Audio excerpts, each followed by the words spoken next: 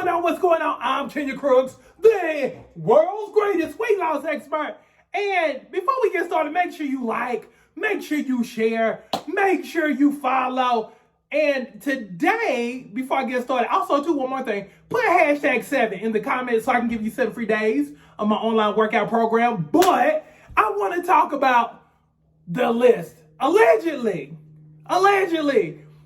single women came out with the list basically saying these are the places we don't want to go for a first date. And I saw the list, and some of those places on the list kind of rubbed me the wrong way because they're actually good places to go. Now let's start with the first one, the Cheesecake Factory. Now, if you were from South Carolina, if you were from North Carolina, if you were from Tennessee, even if you were from Georgia, outside of Atlanta, the first place you would go when you came to visit ATL on the weekend, the first place you'd visit was the Cheesecake Factory.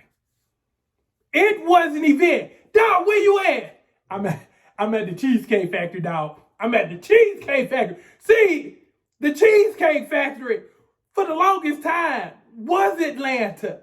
So I'm like, okay, how you gonna say that the Cheesecake Factory isn't a great place to go out on the first date? Now, number two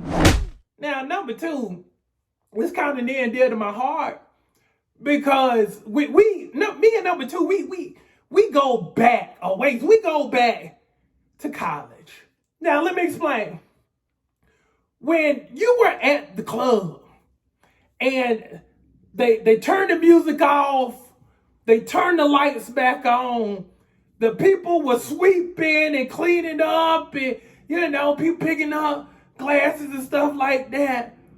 It was 2 o'clock in the morning. So my question to you, if you were clubbing in the 90s or in the early or mid 2000s, when it was 2 o'clock, and again, when they turned the lights back on, where did you go? Especially if you've been sipping, where did you go? The Waffle House. I'm just saying, the Waffle House have saved a lot of people's lives. That the Waffle House has been responsible for people graduating on time. The Waffle House don't get the credit it deserves. Now, the number 3, the other one that got on my nerves a little bit was number 3 on my list, which was church.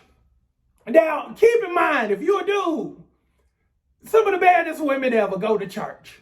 Matter of fact, that's what most women go. They go to church. Now, church is a perfect place to date because if you met somebody at church and you was like, oh, let me slide you my number, y'all go to the same church. So the only thing you really got to do is say, you know what? Just save me a spot. How many times have you saved a spot for somebody that you was interested in? Be honest in the comment section. But if it's you, save me, coach. How many times have you saved a spot for a person? Because you get there at about 11 o'clock. I'd get there at about 11:47. I would have been there a little bit earlier. Had the ladies not been blocking the door as I'm trying to push in, and they like, you ain't let me in, because I don't know if it was the white shoes, but they wouldn't let me in. But yeah, I'm there, you there. Let's do brunch right after. Now, the last one that kind of bothered me, well, this ain't the last one, second to last one, is the gym. Now, let's go back. Again, it kind of goes back to church. Because here's the thing. If you met somebody at the gym and y'all exchange numbers, again, you get there at about 4-ish. She gets there at about 4:05-ish. Meet me on the treadmill. Meet me on the treadmill. Meet me on the stair climber. We'll be huffing and puffing together for 25-30 minutes. Now, fellas, disclaimer. I don't care how fine she is. Don't let her talk you into those classes, especially those spin classes. Don't do it. You might think that, oh, I did ride a bike when I was a kid. Don't fall for it. I'm trying to, you'll end up being at the local hospital because you thought that it was the same thing when you was on that Huffy bicycle when you were a kid. I'm telling you, don't let the Peloton cost you your life. Now, the last one that I had an issue with on my list is the bar for drinks. Just to go drink it. I don't understand why that's a problem. You cutting out the middleman. You basically saying, within the next few minutes from the time we sit here, we both gonna be feeling good. How many of y'all have actually messed with somebody you knew you shouldn't have been messing with, and you probably wouldn't even mess with had you been sober?